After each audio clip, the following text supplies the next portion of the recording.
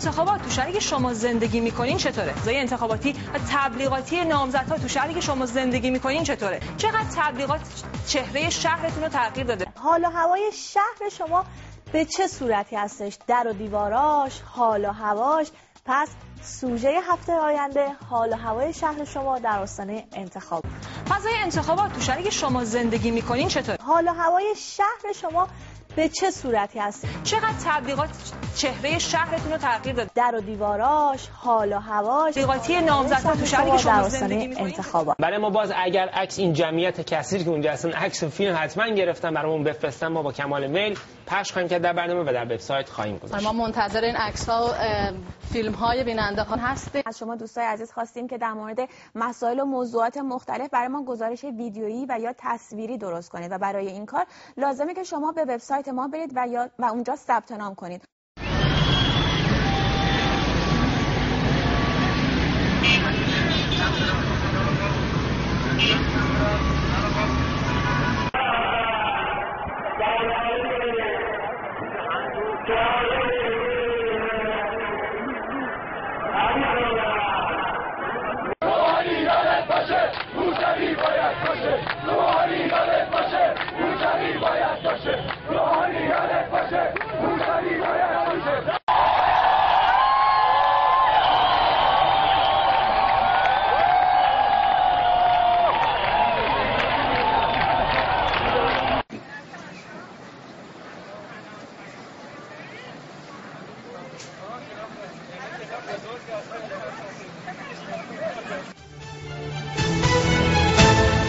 خانم پانتا مدیری این سالش. سوال من اینه که آیا مبارزه مدنی در آینده نزدیک خواهیم داشت یا اینکه وارد دوره‌ای از خفقان خواهیم شد؟ درود و سلام بر شما. امیدوارم که خوب و خوش و سلامت باشید. خوشحالم که در این روزهای شاد تابستون سال 92 با برنامه مجزای تونل زمان به پیش شما برگشتم. ولی با هم دیگه لو میدیم ویدیوهای هفته رو بهت نگفته بودم. پشت سر یه تلویزیون اگه میشه نگاه بکنید. ما بریم ببینیم ویدیو اونجا. چرا خودت هم اون تو باشی؟ آره آف کورس. سالومه هستم با موزیک ویدیوهای این هفته. سلام، یک سالتک دیگه در خدمت شما. نظر شما رو به اهداف و برنامه‌های آقای حسین میرزایی معتدل قرض‌وپسنده معروف به بافتنی جلب می‌کنم.